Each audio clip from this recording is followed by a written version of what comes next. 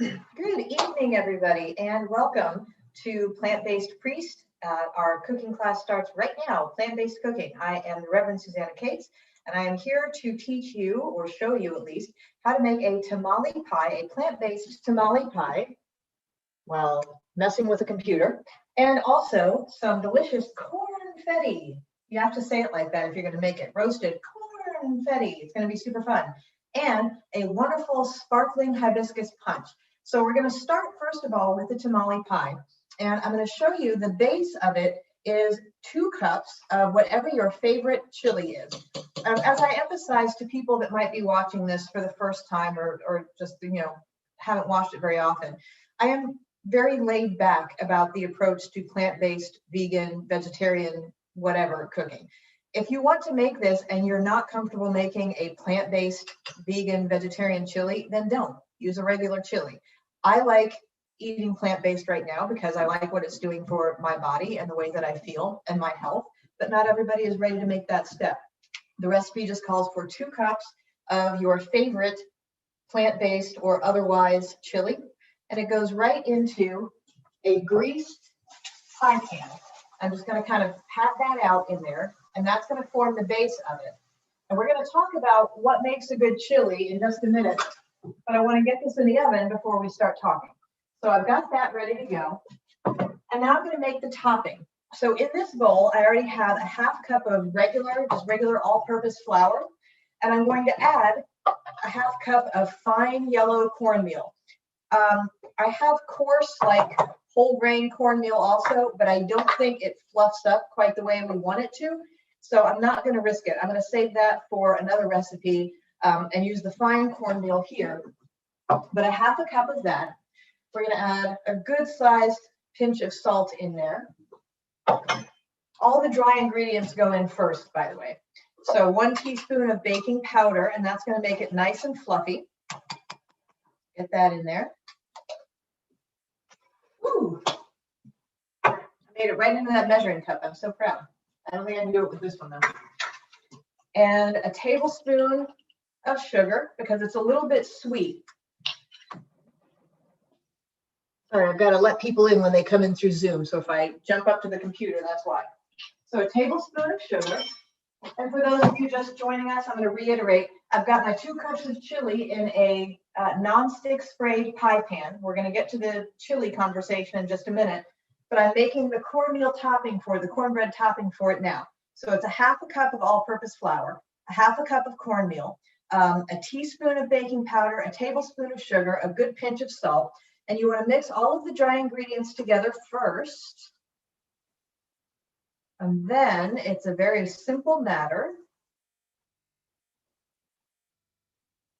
of adding a 1/4 cup of whatever your favorite unsweetened plant milk is. And again, if you're still doing dairy or whatever, you can use regular milk for this.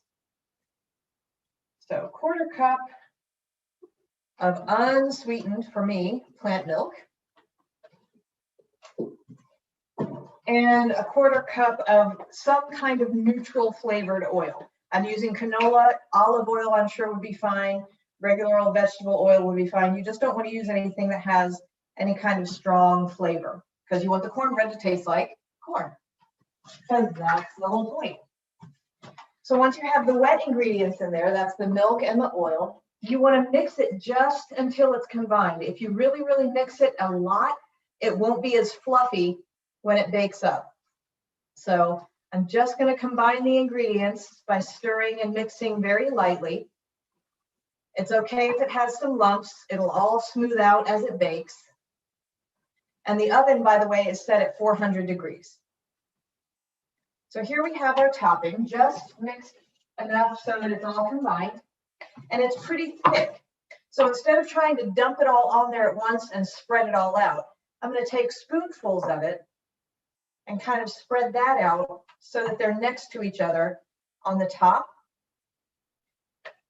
Just like that. And that way I can spread it out a little bit now.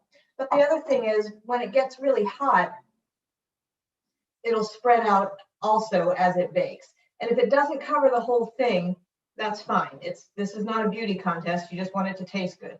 So I'm using just the tips of my fingers and the back of this rubber spatula just to spread it out a little bit.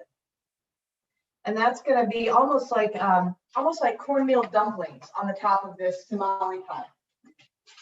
So now that it's got the topping, and you could also, if you like a very thick topping or one that spreads out more, you could do a double batch of that topping. It would still be perfectly delicious. So 400 degrees, and we're going to go ahead and set it in there for 25 minutes. Okay, so now that that's in there, I want to talk to you a little about making your own chili. In the United States, our palates, most of us, for those of us who are not of Latinx extraction, when we think of American Mexican food, like Tex-Mex or California Mex or heaven forfend Taco Bell or something like that, what our palates recognize as being distinctively American Mexican or Tex-Mex or whatever flavors are cumin, and that's sort of that kind of a woodsy, lemony flavor that you're going to find in almost all of that category of savory foods. So cumin, chili powder, of course, because that's what gives it the spice and that depth that we're used to. Oregano is very common, onions, garlic. So if you have those things in your cooking, you can make something that is easily recognizable as American Mexican food and then do whatever you like with it. So when it comes to making chili, if you are used to ground beef, you will know that ground beef in chili doesn't have that distinct of a flavor, especially when you pile all of those really strong flavors on top of it, like the cumin, like the chili powder, like the onion, like the garlic, like the oregano. All of those things that really punch flavor forward are not found so much in the protein, the meat that you use, which is why a lot of people who are trying to be careful of their red meat consumption go to turkey chili or even ground chicken chili instead. It's really, really easy to make very tasty, very strongly flavored in a good way, vegetarian or vegan chili by using an alternate protein. So if you are if you're in a family that is very resistant to going vegetarian or vegan, the obvious step is to use some of the plant-based ground meat because that does have the texture that most people would be hoping to find. So the Impossible meat, the Beyond meat, I know that there are some store brands now, but I haven't tried them for myself. I've really started kind of falling in love with kind of a small company called The Very Good Butchers, and it's mostly bean-based and not so much soy-based. They have a wonderful taco filling that would be great in chili as well. If you want to take kind of the next step and be a little bit more creative, there are at least one recipe on the plantbasedpriest.com website, two recipes actually for chilies. The red chili uses pecans and mushrooms, and the pecans, and you can use walnuts for this also, are boiled and soaked first so that they get a little bit soft. They're not super crunchy, and then they're ground up with mushrooms. It's still a neutral flavor, but it has that fattiness from the nuts, and then that the toothsomeness, the texture that you would expect in chili coming from both the ground up nuts and the ground up mushrooms. And all that they do is serve as a vehicle, just as, inexpensive ground meat would, just a vehicle for all of those really strong, easily identifiable flavors that people taste and they think, oh, that's chili. Even if it's not, chili that they have been used to with ground meat. The other thing you can do, and what I've done with the chili that happened to be in my freezer, I almost always have some kind of stew or soup or chili in my freezer for when I don't feel like cooking. And that's something, if you do feel like cooking, take advantage of it. If you have a day where you're like, I have the day to myself, I have a fridge full of food or a pantry with things that need to go, I'm going to spend the day cooking. Do that and stock it up as much as you can, because you will have probably many more days where you don't want to cook, and that's when you go and grab the stuff out of the freezer. That being said, the chili that was in my freezer is the same flavor base. So, and tomatoes also, I forgot to add tomatoes. Of course, you need tomatoes in chili. So that same really strongly flavored base of tomatoes, cumin, chili powder, garlic, onion, oregano, and salt and pepper, of course. But if you combine that with beans, so I had just a handful of black beans left over from something else I cooked. I threw those in, and I had some cooked lentils. So it's the same concept. Something a little bit toothsome, a good protein source, but not strongly flavored. All it does is soak up and then deliver all of those strong flavors that we want when we're eating something that we like to call chili. So I'm just saying, if you have tomatoes, if you have cumin, if you have chili powder and oregano, and you have some of those other spices that you like to put in chili, you can get crazy and do, some people put a little sprinkle of chocolate or cinnamon. I like a little bit of cinnamon in my red chili. I think it tastes really good. You want to do a green chili too. You can have green chilies and then those other flavor profiles that you like. But if you have a protein source of some kind, and that can be the nuts and the mushrooms mixed up together, that can be some kind of bean that doesn't have a strong flavor that blends in well. I love lentils for chili because they are that very mild, neutral flavor. But if you have the stuff that gives you the strong flavor and some broth to hold it all together, and your protein source to carry all that flavor through, you can make chili out of almost anything.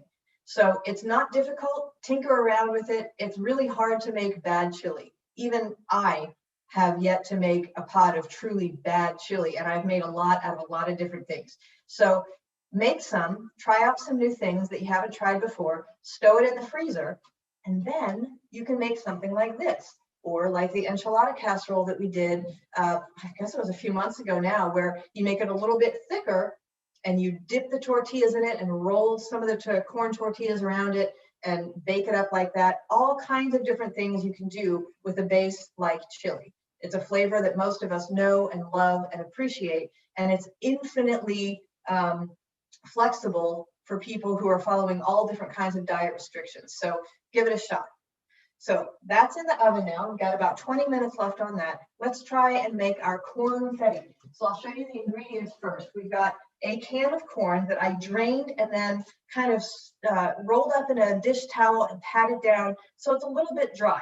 In the summertime, of course, I would want to use fresh corn, but the corn that's in the produce department right now, it says it's fresh corn. It's supposed to be real corn. It's February. We all know it's not real corn. The canned corn or the frozen corn is going to be your best bet when it's cold outside and the corn isn't fresh. So a can of corn drained and dried off a little. And then we have some onions. And in the recipe, it calls for the whites of scallions to be chopped up. I only had one little scallion and it was very weedy and sad. So I'm supplementing with about a quarter of a yellow onion chopped up with that white. We also have a whole jalapeno diced up. And and if you don't like spicy food, then skip the jalapeno, okay? Because that's really the only thing in here that's going to make it very spicy. In here, I have green pepper and a pimento diced up. And then for the top, when it's all cooked, I have the green part of that scallion all chopped up. So let's get our pan going good and hot. And I've got it on medium high. The reason why we want it hot is because we want this corn to roast in the pan. We want it to be nice and charred. That's the reason I dried it off. If we had it super wet right out of the can and just kind of dumped into a colander and then straight into the pan, it would be too wet to cook the way I want it to cook. I want that outside where all those nice sugars and starches are to get caramelized and get nice and deep brown. And that adds a really rich flavor to it.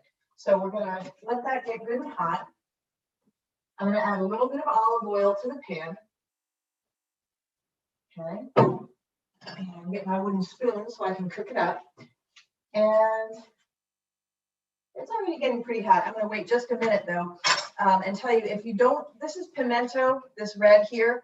It's just out of a jar. It's a little softer. You could also use roasted red pepper that you find in the store. You could also roast your own red pepper over the burner. And we've talked about doing that. And I know that I've showed you guys how to char the peppers over the gas, but maybe it's time to do another lesson about that sometime soon. Or you can just use a plain old raw red pepper diced up the same way we dice up these green peppers. But let's see how this is going. Okay, yes. Got a little bit of a sizzle here. So once I get the corn in there, I'm going to spread it out nice and hot. I am not going to touch it for a couple of minutes. I want it to get nice and caramelize on that layer. So I'm not going to do anything to it except for take my jalapenos and sprinkle those over the top. Okay, because I want that nice spicy flavor to start soaking a little bit. I'm going to cover that too, so that it's kind of getting heat from both sides. The cover on the pan will catch the steam that's rising and send all that heat right back down onto the top layer of corn and the jalapenos that are in there. And I know I shouldn't, you probably all already know this, but when you are working with jalapenos, especially if you wear contact lenses, wash your hands with as hot water as you can stand it and lots of soap. Because there have been many times where I'll work with jalapenos in the afternoon or the evening and wash my hands and think that I'm in good shape. And then I go to take my contacts out at night and I am not in good shape. So make sure if you're working with hot peppers of any kind, wash, and get under the fingernails too. Okay, so this is really starting to sizzle exactly the way I want it to. Oh yes, and we're already starting to get some nice color on that corn. I'm going to dump in my onions too, because I want the onions to caramelize as well. Okay. So I'm going to stir all of this together, and then again, spread it out as flat and one layered as I can. So as much of it is in contact with that hot pan as possibly can be. And this time, I'm going to leave the cover up because I don't want it to steam too much. I want it to get nice and hot, but now that the pan is up to the heat that I wanted, I don't have to worry so much about the heat from the top part.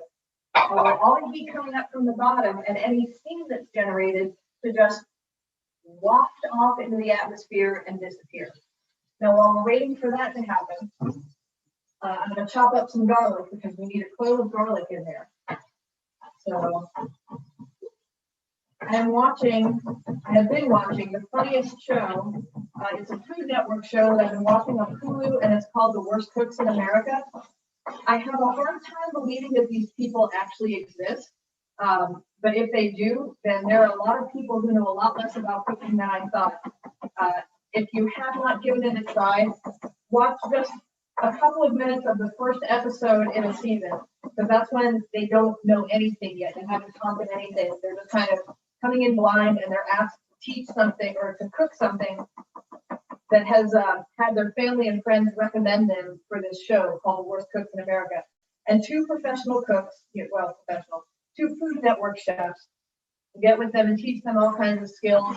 And by the end of it, the two finalists then have to make like this 5-star restaurant quality meal for 3 culinary experts. And then if they win $25,000. It makes me wish I was a much worse cook than I am.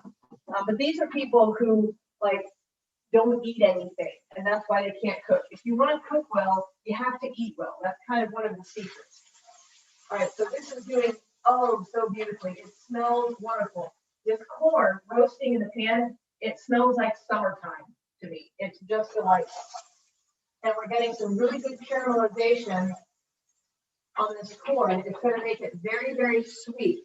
It's really going to bring out all of those natural sugars that are in there, which is exactly what we want. I'm going to give it just a few more seconds here with just the corn and the jalapenos. And the reason, of course, that it's called confetti corn is that the confetti or the corn is this nice yellow color, and the jalapenos are green, and the green peppers are green, and the pimentos are red. So when you mix it all together, it's this very lively looking side dish that everybody is really going to enjoy. So I've got all that together, and I am going to season this with just a little bit of cumin because I want to echo the flavor, if I can find it, because I want to echo the flavor that we're going to find in the casserole, not too much. Cumin is very strong. It's great in Mexican dishes. It's also really good in hummus. That's one of the ingredients for hummus, so it's good for kind of that Middle Eastern flavor. But again, it's got a lemony note to it, but it's also got kind of a deep woodsy sort of note to it. It's almost like a cedar. So just sprinkling a little bit of that, and I can hear the corn now starting to pop. So I know that now is the time where I'm going to add my green peppers and my pimentos. I'm going to reduce the heat to medium. just like that. Beautiful. This is so pretty. I can't wait for you to see it. Because that corn is really deeply colored now. Even the ones that aren't brown and caramelized have this really rich yellow color that you didn't have before. Beautiful, very appetizing, right? So again, I'm going to spread all that on the bottom. And now it's got that nice cumin note added to it as well.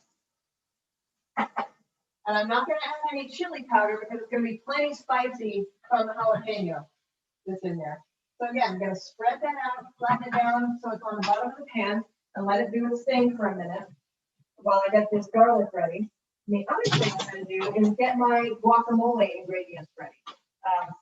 I think that I have made guacamole before on this show, but I also think that there are a few people here who haven't seen that happen. So I want to make that happen for you. And the other thing I want to remind you about is after we are done cooking here, I'm going to pull up a chair and see what comments or questions people might have on Facebook. So you may not know this, but I'm broadcasting on the Plant-Based Priest Facebook page. I am also broadcasting, live streaming on the All Saints Episcopal Church Facebook page. So I'm kind of like in stereo for myself here. But a lot of times when I'm done with this cooking class, I'll look on the comment section and I'll see that people have asked questions.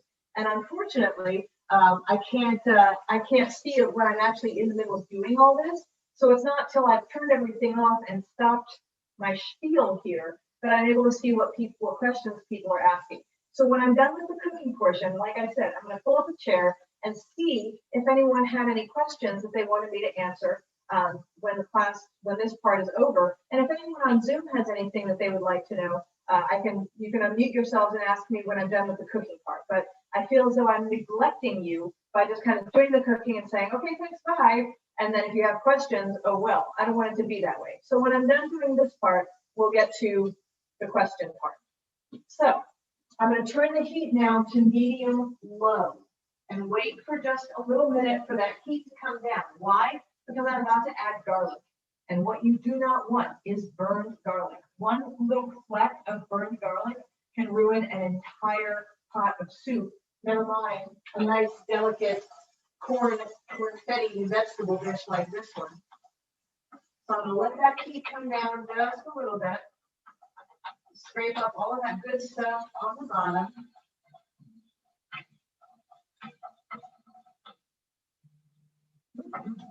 I'm going to add a pinch of salt here.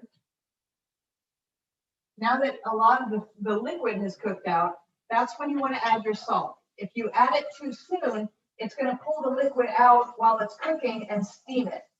And you don't want that. You want it to wait until it's nice and brown where you want it, and then add salt, because that's going to pull more of the liquid out of the food and make it a little saltier probably than you want it.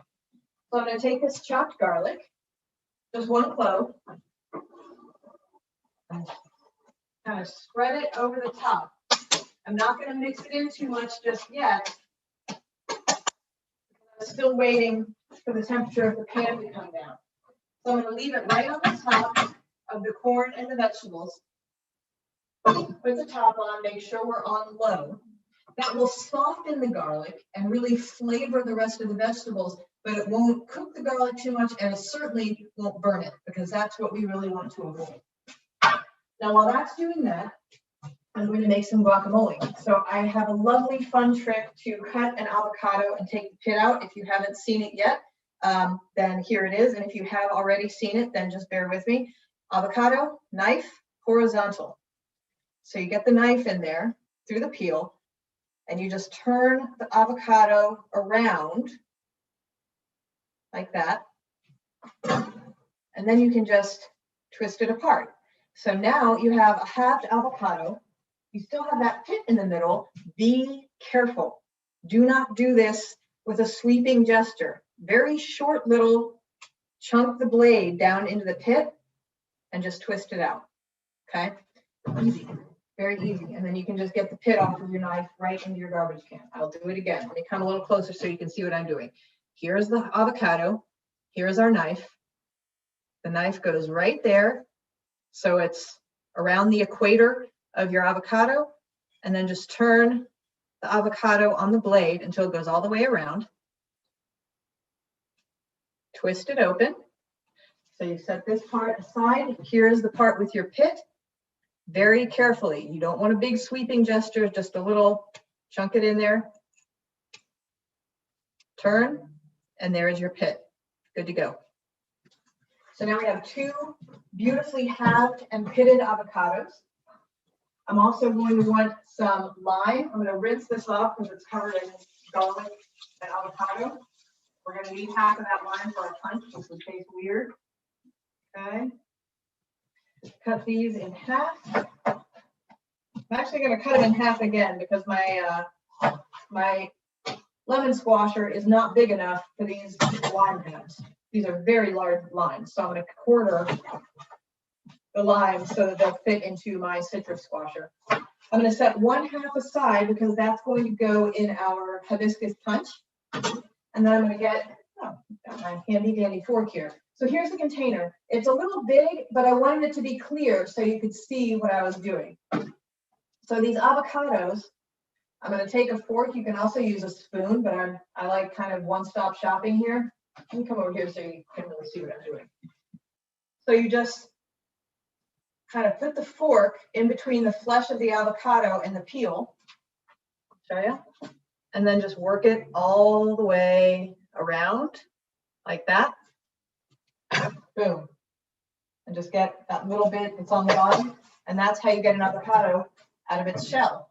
If you want diced avocado, let's say you're not making guacamole, but you want sliced or diced avocado, you can slice it while it's still in the peel.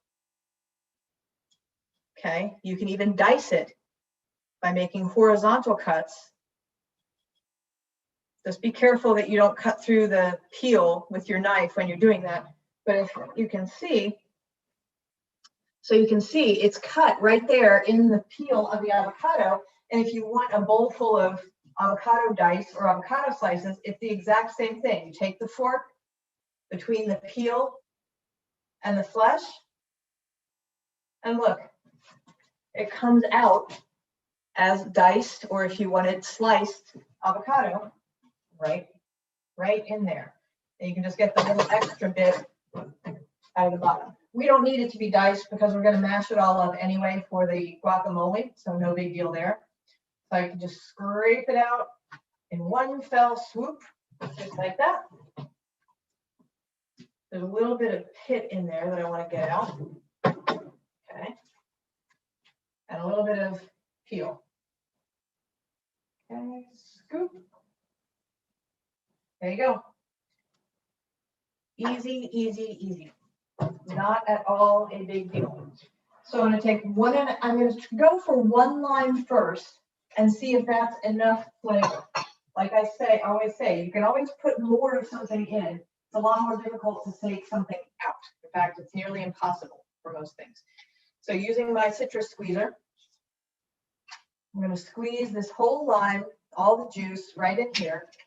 I know that there are lots of guacamoles that are made with tomatoes, onions, jalapenos, or just like straight up salsa. I'm kind of a purist when it comes to guacamole. I like the avocado, the lime, the garlic, the salt, that's it. Tomatoes, I find, and onions too for that matter, tend to make guacamole a little soggy.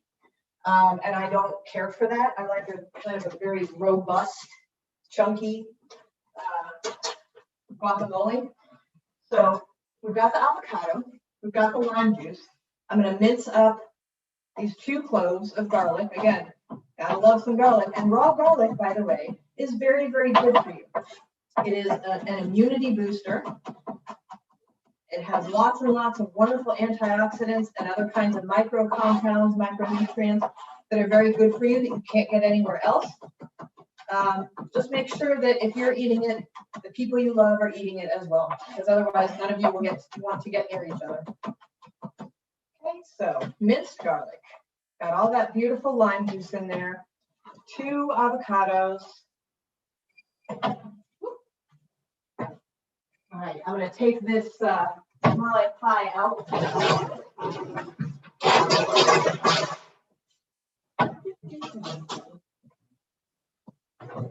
Sorry for all the noise here.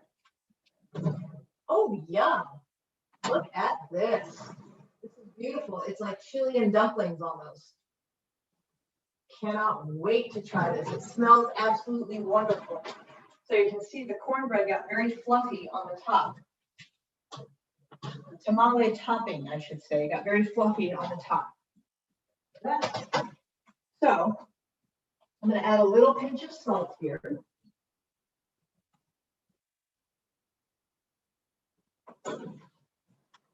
And let's check on the corn ready. I turned the heat off just now. I'm going to stir in that garlic. It's nice and soft because it was on the top of that nice hot corn and peppers and jalapenos and onions. So our corn is all done. So I'm just going to let that sit there and be quiet while we make our guacamole. So avocados, garlic, lime juice, a little bit of salt, fork. You can also use a potato masher if you're more comfortable with that. And just using the fork, you just mash up the avocado and the garlic and mix in the lime juice all at the same time. So let me bring this up so you can see what I'm doing. Just the flat of the tines right on top of these big chunks of garlic with a little bit of stirring every now and then just to get it all mixed in. Okay.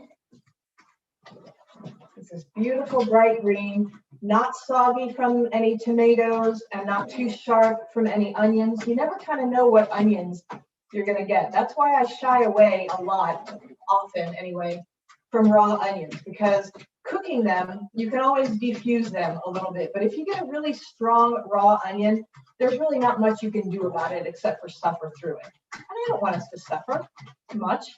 I want us to have good, nice, mellow guacamole, little sharpness from the lime juice.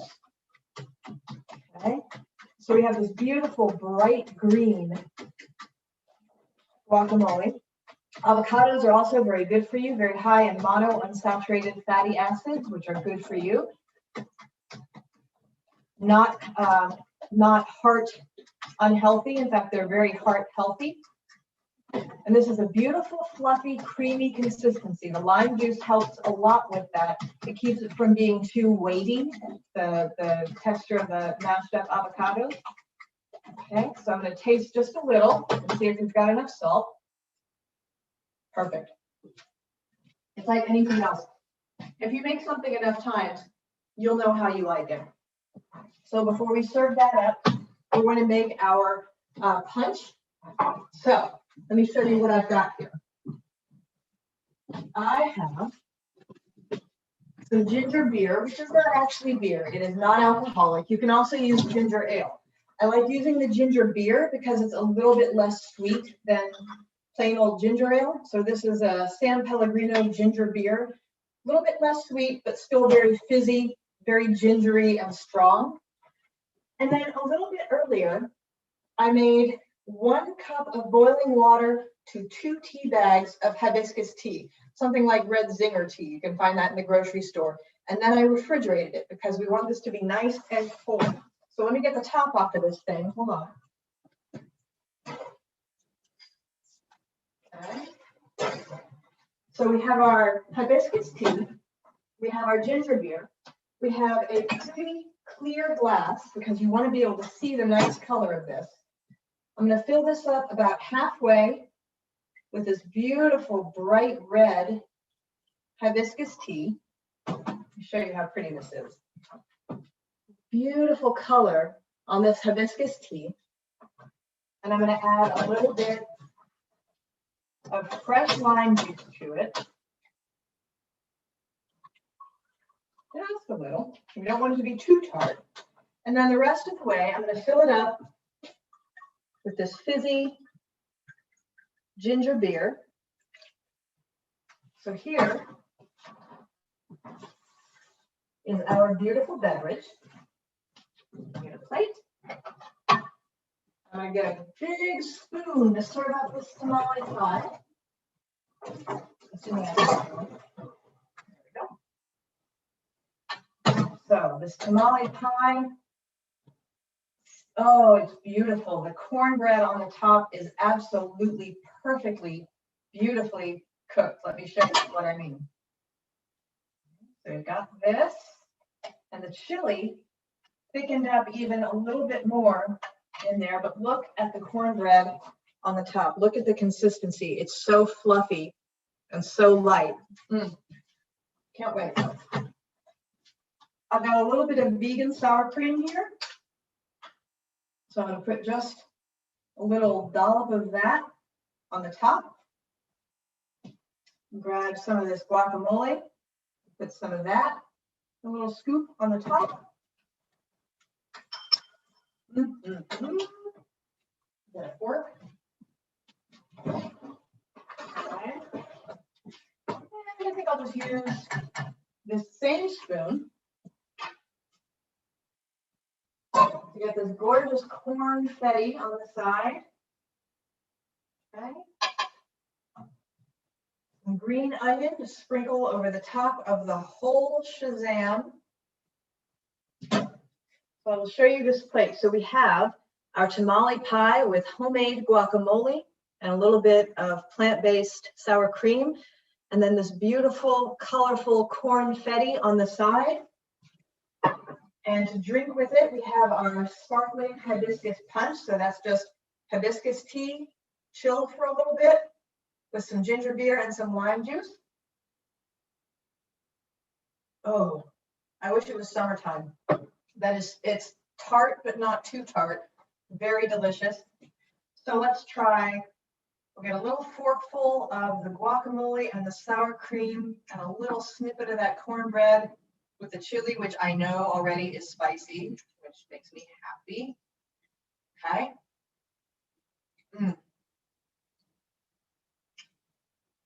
I may need to crawl off and have a moment with all of this. This is really good. Very warming and satisfying. Let's try our cornfetti. I want to make sure I've got some jalapeno in there. Woo, spicy, love it. Corn, some jalapeno, some pimento. Perfect. Sweet because of the caramelization of the corn. Savory because of that nice little edge of salt. Spicy because of the jalapenos. This is a winner right here. I love what we did last week. I think I might like this even better in its own way. So that's dinner. Pull up a chair here and see if anyone has, I'm just going to go to my phone to see if anyone has any questions.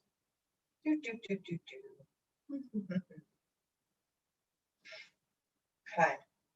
So I'm not seeing any questions either through the church Facebook page, nor do I see any questions, I don't think, through the Plant-Based Priest page. But if you would like to ask questions, please go into the comment section and feel free to ask away if you would like to. I certainly don't mind answering questions. And if anyone on Zoom has any questions, I'm happy to answer as well. If I don't hear any, I'll just assume that I was such a great teacher and was so perfectly crystal clear with all of you that there's no possible way you could mistake anything that I was saying or have any questions about it. So that's cool, I guess. But in the meantime, the recipe for this will be up. Last week's recipes, which was the crispy walnut tofu, etc., that's already up on the Plant-Based Priest website, www.plantbasedpriest.com.